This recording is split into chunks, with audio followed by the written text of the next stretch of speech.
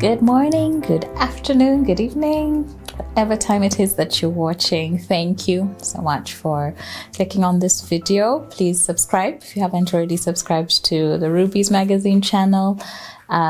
Like this video and share it. And we are trying to reach the 1,000 mark in terms of subscribers. So please give us that push. We're just about 300 subscribers out to this milestone that we are looking forward to. My name is Jane Osaro. It's good to be here again to share with you another part of my story and to celebrate the Lord's doing in my life. Today we are again at Kenya Studios, which is located in Eldoret, Kenya. But Kenya are not in Swahili hawajakorogewa simiti. They are not stuck in one place. So if you need any sort of event coverage, they are available. But if you're a content creator, just bring yourself and your content and the rest will be sorted out. In the description, you will find contact details for how you can reach out to them and get a list of all their services. Again, thank you, Dada Hair and Makeup, for sorting me out, and Tribeless Photography for helping out with the video production and the editing. Again, all these service providers are available to you, and you can get their contacts in the description below. So today I am doing another part of my story. This is actually our story, my husband and I, because this is a journey that we walked through together. However, it will be more from my perspective. And this is the journey of waiting to have our child, waiting and eventually having our baby. I think I always, if in one of those personal descriptions of who you are, one of the things I would take is patience, that I am patient. So either I am not, and God wants to teach me patience, because the number of things I have had to wait for and I am still waiting for, and it's always in the length of time is usually years upon years. I talked about waiting for marriage in a previous video. Now I'm talking about waiting to have a child and the other things I'm still waiting for. So either I am actually patient and God wants to try me on it, or he's saying, no, Jane, you're actually not patient and I need to teach you to be patient. So, but yeah, this is our story of waiting to have a child. As I said in that video on waiting to get married, I had my well laid out plan. It didn't work out. But now that I was married, I went back to my well laid out plan. Yes, I got married at 28 when I should have been finishing having my kids in my well laid out plan. But now I had plan B. Plan B was, we are married, we agreed, we'll start having children after 1 year. Let's give ourselves this year to bond, to get to know each other, and then we start trying after a year.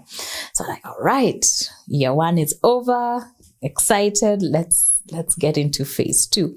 And we attested it was good to give ourselves that 1 year to sandpaper each other and really bond.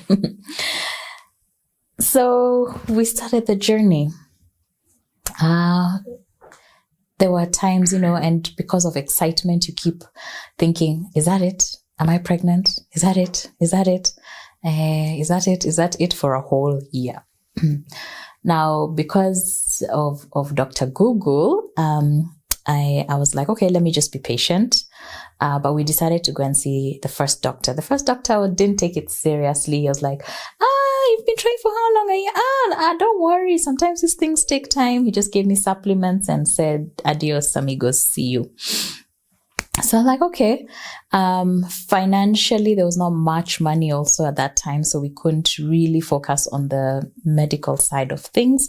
We're just praying and waiting on the Lord, wondering why it is taking a bit longer than we thought it would have.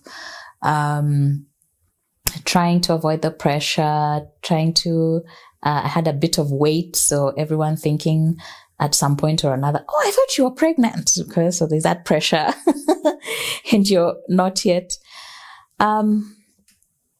And then eventually when we actually started the journey was maybe a year and a half later. We were visiting some friends and we're talking about it, and they're like, you know what, we just want to make an appointment for you with our doctor. It was just like a gift, and they're really good friends of ours, actually our best couple. Just go see them and see what he says. So we went and saw this doctor, and the way he looked at me, it was a doctor out of town. So his actual statement was, for me, was like, now you live out of town, so there's not much I can do. But what I'll do is I'll refer you to another doctor. But from his initial assessment, the way he was looking at me, it was like, if this girl was around, there's a lot of work for us to do. So that was my first encounter with, okay, there may actually be a major problem. He asked me some very probing questions. And then he's like, okay. So I left that doctor's office feeling like, okay, so it's not just about waiting on the Lord. There's a journey ahead of me. So he referred us to this first doctor. And I'll just say his rapport was terrible. And doctors out there, I know you deal with many patients, but when I come to you, I'm not a statistic. I come to you with my emotions and am I still a human being? I'm not just flesh or parts that it's like for you, sometimes as patients, we feel like because you know how what the human body looks like internally and externally, you just see us as parts. But we also have emotions. So this doctor, I felt his rapport was terrible, but he's been recommended. So like, okay, let's go through this journey. So we were asked to do some tests to begin this journey. There were blood tests, there was blood work to be done, a few scans and ultrasound to be done. And then one of the tests he wrote down is called an HSG. I said, this one is kind of painful, but yeah. And then it didn't explain further. So we went, there were tests to be done at certain points in the month. So I paced ourselves for those tests. Then I went for the HSG without any knowledge of what was going to happen. I will get a gynecologist to come and sit here and go through this process. But in case you're watching this and you have recently gotten your doctor has recently written for you, go for an HSG. My friend, just take painkillers before you go. So this test, what it entails is I'm trying to find a way to describe it because I have men in the studio with me. It entails injecting fluid through your fallopian tubes. And it is painful, extremely painful for some women. So for me, I was one of those who it was extremely painful and I couldn't finish the test. And unfortunately, the technicians who were working with me, one, were men, and two, very ununderstanding. They were shouting at me, and I just I remember shouting at one of them and telling him, "You're not a woman. You don't get this." And it somehow hit him, and he stopped the test. So I was in a lot of pain for several days, and it was one of the first times that I started asking the Lord questions about why is it so easy? I was working in crisis pregnancy at the time. So that meant my job every day was ladies, mostly young ladies, coming because they got pregnant on the first try. They were not planning to get pregnant, but this was their first encounter and they're pregnant. And here I am, married several years down the line, but I have to go through pain in order to get what seems to be coming so easily to other people. So I was just there for several days trying to recover from that test that I didn't actually complete, nursing the pain and asking God many questions and trying to push past it. And then go back to the doctor, and he's like, well, you didn't finish the, he's not even remorseful that he didn't prepare me.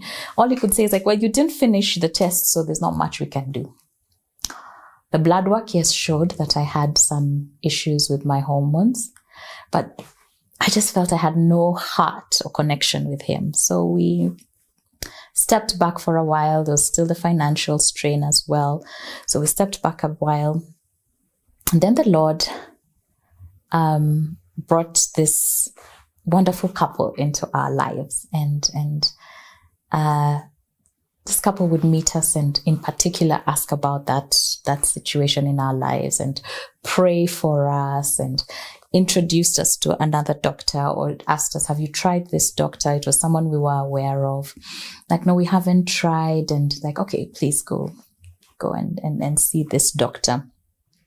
So this time it was a lady doctor. So I went to see her. And this time what I can describe the experience as is favor. She is an experienced doctor who's very famous. So her office is usually full. So the first time we went there, we said, we're just going to make an appointment because we know how busy she is. So for sure, the office was full. Made an appointment. The next time I came, the line was long and she was seeing somebody, and I could just sense that my appointment may not mean much. But I went and talked to the lady, and she's like, oh, you made an appointment. Then she's like, just wait a minute. She went into the doctor's office and somehow worked out things for me to be seen just a few minutes after I'd arrived. Not that I had any rapport with this lady or like I knew her before. And I saw that kind of favor over and over again. There was a time I came to see the doctor, and the doctor was at that time performing an IVF. Please, if I'm talking a lot of technical things, make a Google your friend just for this video. Yeah, so she was doing an IVF, and so she wasn't available. And there was a long line and people were waiting. And I talk to the receptionist. I'm like, hi, I had an appointment. It's like, oh, doctor is doing an IVF, but just have a seat. So I sat, and in my mind, I was trying to figure out, am I going to be sitting here for 5 hours, 6 hours? What should I do? And she went on, and then she told me, come. The receptionist just told me, come, follow me. And she took me to the lab where the doctor was, and the doctor saw me in the lab. And there were just so many such cases of favor, not just with that doctor, but at times I'm sent to the lab and there's a long line, and someone without me, it's not that I have paid any money. It's not that I have talked to someone, but I'll just be picked out of the line. You come, bring your papers. I saw a lot of favor in that journey when I started the journey with this doctor. There were times when payments were, tomorrow we are supposed to go for a certain test. We don't have the money. And then this couple that I spoke about would somehow just call us and say, how are you doing? And send us money, and it would be the amount that we needed. So this journey had favor. That's what I can say. It had favor, but it was still a journey of several years. So the first time I go see this new doctor, and she says to me, okay. She looks at the records I have, and she's like, I see you you didn't do the HSG. What happened? Then I told her it was very painful. Then she laughs at me. She's like, you jumped off the table. At that moment, I'm thinking, why is she laughing at me? But it was in good humor. Yeah. So she told me, don't worry. I'll prescribe for you some painkillers, but you need to do it. Otherwise we will not know what's going on. So she wrote for me this whole list of things to do. Now, one reason why I want to share this story is to give an awareness to people outside of what happens when people are going through a journey of infertility and treatments for fertility. It's harrowing on the body. It's harrowing on the mind. A lot of the tests that one goes through are very intrusive on the woman's body. You have things, you're being poked and pricked in your skin and everywhere, in places that you'd rather not. Your body's like you're like a lab rat, this is not working. Let's try this. Let's draw more blood. Let's do this test. Let's do this scan. Photographs of all sorts of your insides. So it's very intrusive and can be very uncomfortable. So when someone is going through this journey, watch your words. I'll talk about that a bit later, but watch your words, because you do not know the kind of mental torture that they're going through. Apart from that, even there's medication that you take that makes you feel like you're crazy. So yes, I went through, before I talk about that medication, I went through these tests, and for sure she gave me, she was generous, she prescribed painkillers. And the interesting thing is, the day I went for my second HSG, we were two patients who are going to go through that process. So me, in my preparation, apart from just getting into the gown, part of my preparation was that I was injected a painkiller. My other lady, the other patient, how she just came, she wore her gown, yes, and she waited for her turn. So me, I get on the table, there's a lot of talking and being, comforted, being told to relax, I still felt a lot of pain. And when I left the room, even under painkillers, I left the room, I sat down to relax first before I could leave, and even the nurses were offering me a wheelchair to take me to the car park. This time the experience was good. Everyone was very understanding. Now the other lady who I was with, how she went in and came out in 5 minutes like nothing happened. She actually went on with, because when you finish that test, you can go back to see the doctor. As she came out and she went back to see the doctor like it was just a walk in the park. I was like, Lord, am I exaggerating? Am I overdoing? Because how she looked very okay. But I guess for her there was no issue. So there's no scarring or whatever that would stop the fluid from flowing through her fallopian tube. So she was okay. She then made the test very easy or whatever. So second time, it was better, at least with the understanding and with the medication. The results showed that I had what is called PCOS, polycystic ovarian syndrome. Now, that was one issue that's affecting, mostly affects your hormones. There was also a few structural issues that were making the process of conceiving hard, structural issues in my reproductive system. So I go back and now we start the treatment process. A lot of it was drugs to balance out my hormones. So started taking the drugs, started going through. Part of the time I was also trying to read on nutrition and other things that I need to be doing.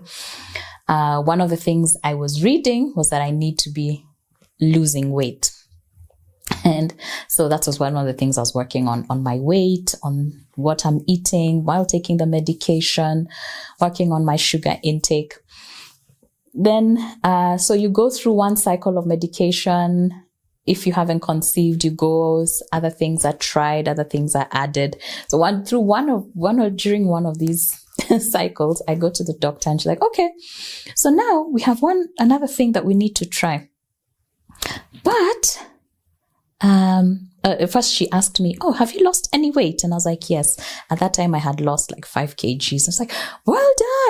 I'm like, okay, now I'm going to prescribe for you another medication, but this one will make you eat. I was like, so am I supposed to lose weight or eat?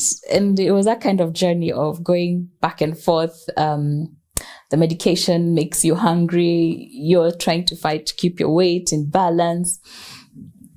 There were other medications because they're hormonal. They would affect your mind. And at first I thought, what's wrong with me? Until I talked to a friend who had gone through a similar journey. There was just a day when I started this medication, I would feel today I feel rage. Rage, that is a word. I would feel rage today. Tomorrow I'd feel very blissful, very happy, very peaceful. And then another day, I just feel anxious. And then the next day, I'm okay. I'm normal Jane. No highs, no lows. And then there's a day I felt I was about to die. That was the feeling I was having the whole day. It disturbed me. I was like, I can't see my future. I just feel I'm going to die. And I started telling Bosira, I don't know why, but I don't feel like I have a very long, Bosira is my husband. I don't feel like I have a very long time to live. And I don't know if I told him preparation things, like when you're about to die, but I remember just feeling very sad and heavy that it was certain, I was certain my time on earth is almost gone. Then the next day I was very okay. And I started wondering, am I going crazy?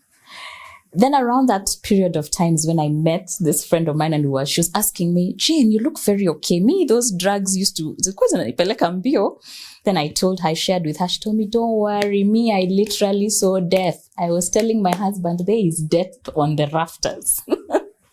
So the drugs, the things, they take you through a roller coaster. There was other times it's drugs that would make you feel like you're pregnant, which messes up with your head because it's the same symptoms of pregnancy. You're taking these drugs to get pregnant and they're giving you symptoms of pregnancy. So you're thinking to yourself, is it this? Is this it? Is this it? Is this the month?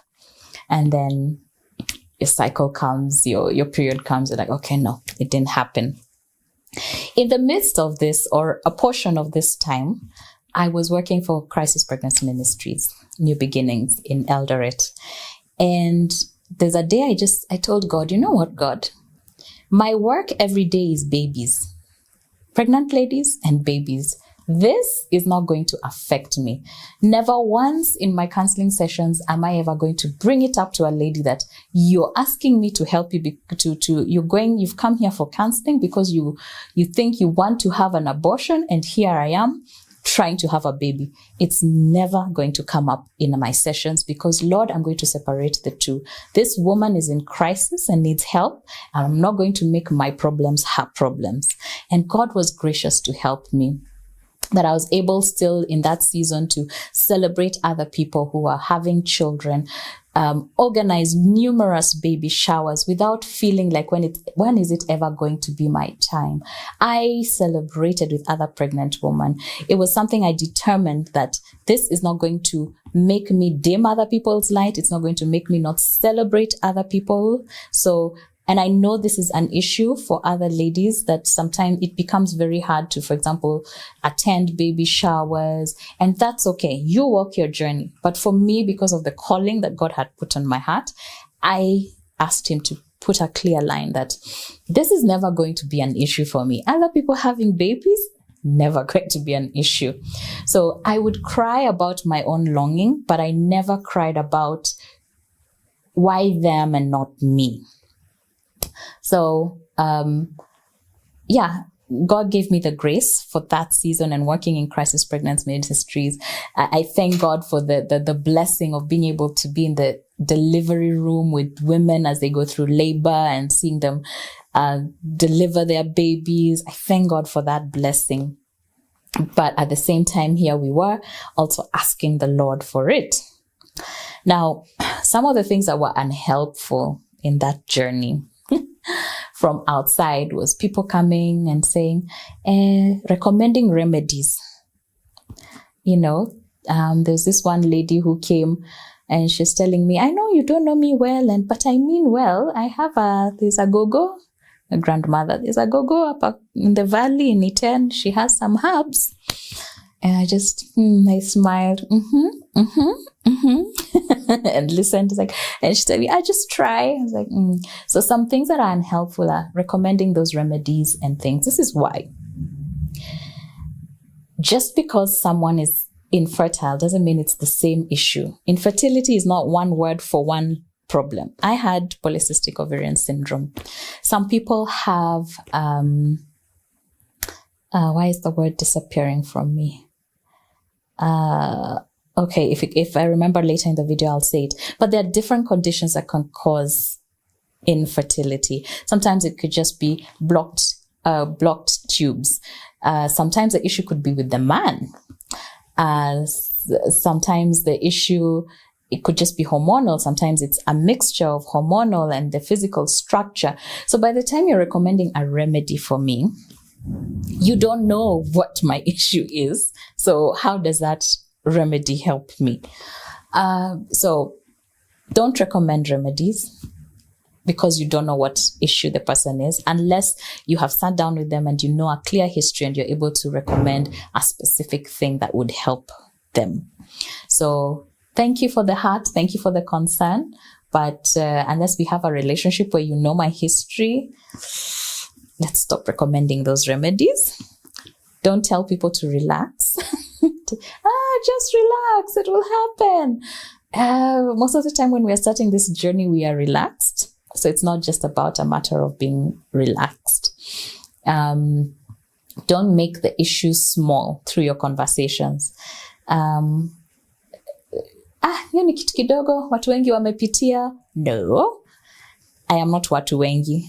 I am an individual. We are a couple, an individual couple that is unique, and we are going through the process differently. So some of those statements are unhelpful. I was used as an example of what not to be in my circles at church. I would hear chini ya maji that ladies who are now getting married around that time were being told, oh, I hear Jane used this and this family planning, and then now you see where she is. So I was so msiende hiyo msitumie. I was now a bad example for a very innocent family planning method.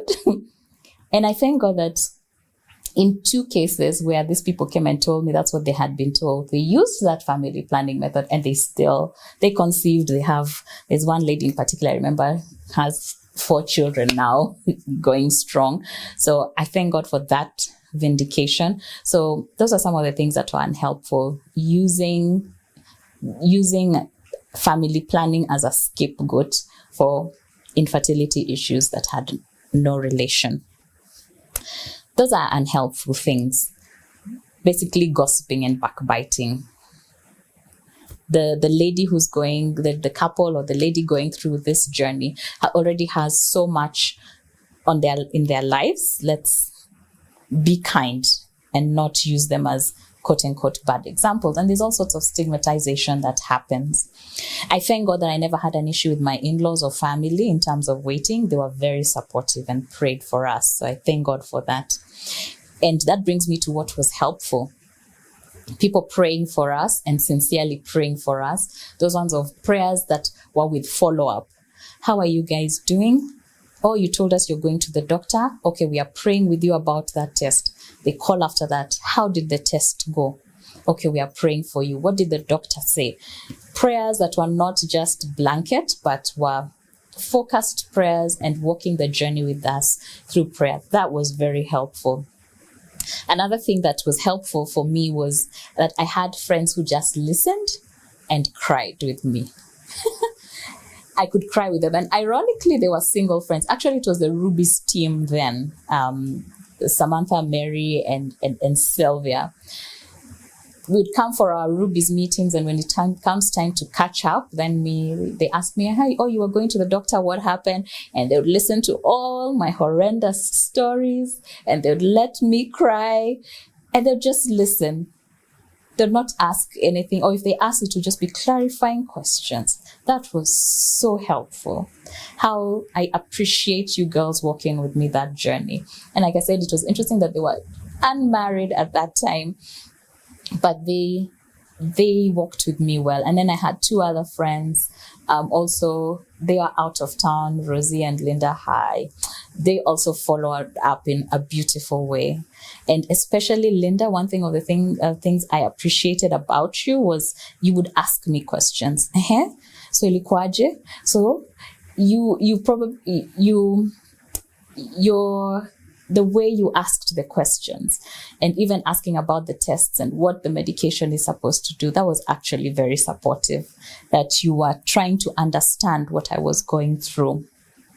So asking the right questions with the right heart is helpful. Asking the right questions, but not with the right heart or with the wrong relational connection, that's not helpful. So I thank God for those things. And maybe if there's someone in your life going through the same process, those are some of the things that are helpful. That you just listen, that you pray, and ask clarifying questions and allow them to share in whatever, up to where they feel comfortable to share. So we're going through this process, and then it can be exhausting. So early 2019, we were going through a cycle of medication, and it was making me very sick. In fact, it affected my work. I had there was a job I was doing at that time, and I was not able to deliver for several days because of the amount of pain and nausea I was having. And I reached a place I was tired. So this was around February 2019 or earlier, January. And we discussed with my husband, and we decided after this cycle of medication, I'll just take a break and we would pursue adopting a child, because it's something we had already talked about in our lives, that we would want to adopt a child. So we're like, why don't we adopt a child first rather than later? So that same, I think it was February or March, we went to Kisumu to a children's organization there to start the process of adoption.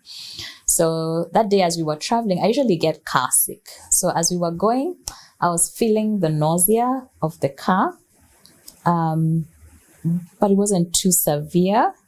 So we got the adoption papers to start the process, and we came back home. And then I was like, as I was going to take a shower, I was like, you know what, let me just do a test. Just for the sake. I mean, I have done these tests. You've gone through that process, because one of the processes you go through is every month you take a test and you cry because it's negative. So this month I was not planning to take a test, but I decided, let me just take a test. So I took the test. I didn't even check it. Kabisa, it looked like it was negative. I didn't check it. I finished shower. Then when I came out, I saw 2 lines. The second one was very faint. I was like, is this happening? And I took it to Bosire and we cried, because yes, I was expecting. So on the day we had decided to adopt, we found out we were expecting our daughter. And that started now another journey, because it was a delicate pregnancy.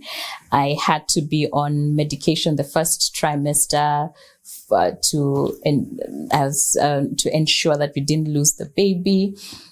Injections, tablets, being told not to take any bumpy rides. And those of us who live in Kenya, boda is such an easy way to drive around, but being told no bumpy rides, no, just for the first trimester. But God saw us through that trimester and saw us through the pregnancy. And here we were. 9 months later, it was time for Giles to be born, and she didn't want to be born. She passed her, usually you have several due dates. She passed all her due dates and even passed the last due date by a week. So that now it was like, you have to come by force, by fire. So we had her through a cesarean section. And I thank God. I thank God that through that process, through those years of waiting, the Lord sustained us and brought us Giles. This video doesn't fully capture or encapsulate the things that one goes through day by day. But one thing I can talk about in retrospect now is when the Lord says his grace is sufficient, it is. There were days that you feel like, no, Lord, this is too much.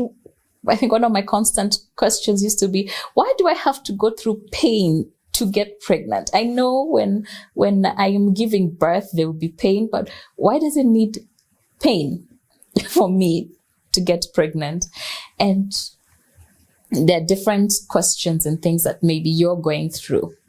And at that point, it feels like it's too much. But when you look in retrospect, that even in those times that felt too much, you never broke down. You're not breaking down. Because when he says his grace is sufficient, it actually is. around that season, still other things happened. Jael was born 2019 December. COVID hit the next year, 2020. That meant I didn't have help. I had a CS. And then 3 months into my recovery, when I think I'm getting stronger, lockdowns happen. You're on our own. There's a fear of having an infant, and COVID is around. And then I realized, now with COVID around and you're hearing the symptoms, I realized another grace that God had done for me. As much as we became aware of COVID in 2020, if you look at the news, there is a sense that it was actually there earlier in 2019.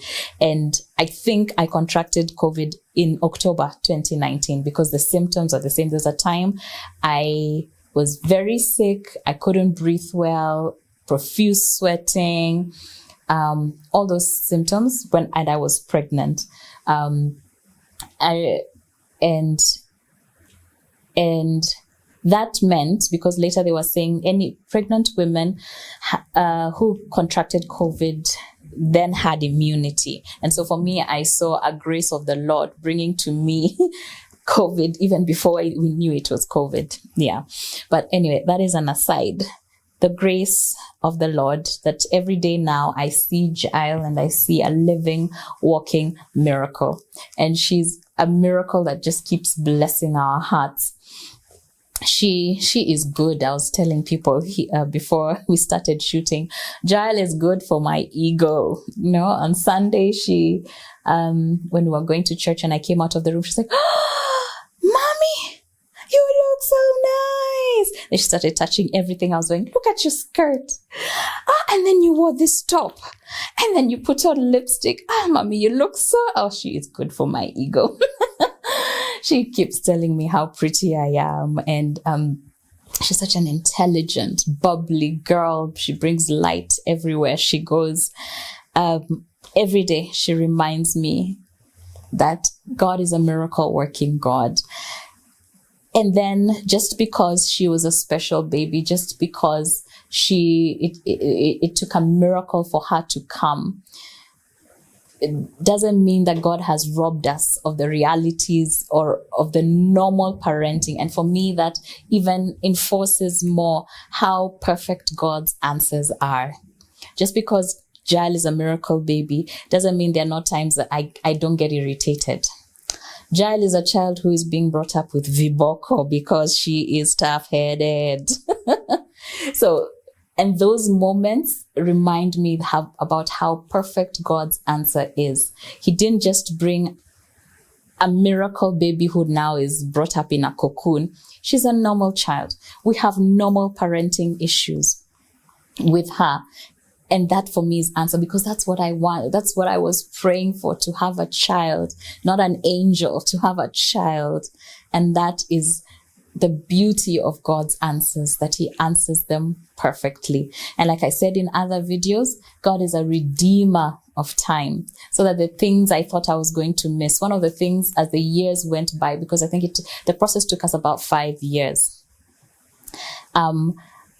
One of the things I used to feel every year is I used to wonder, now my friends who we got married with have finished having their kids, they've moved on. Who will I be sitting in the mother's room with, for example?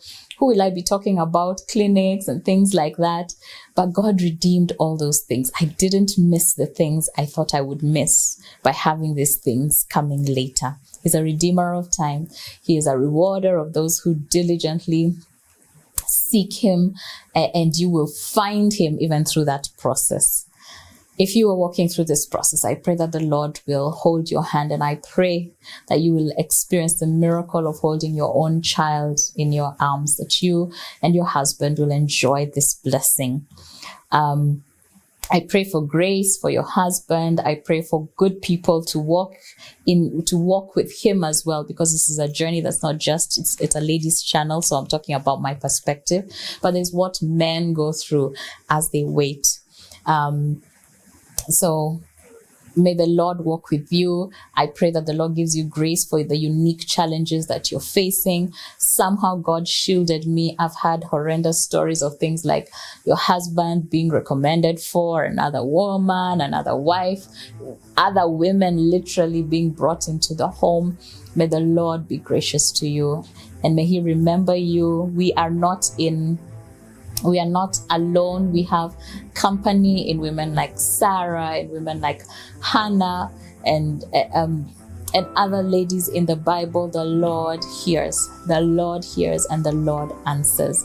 And may He be gracious unto you to reveal Himself even in this season, so that how you go through this season will also be a blessing to those who are watching you. I don't know if I've done justice, but I pray that God uses the morsels in this video to encourage you, to teach you, to give you direction, to give you hope. Thank you so much for watching. The Lord bless you. See you in the next video. And again, thank you to Kana Kenya. Thank you to Tribeless Photography. Thank you to Dada Hair and Makeup. And thank you. The Lord bless you.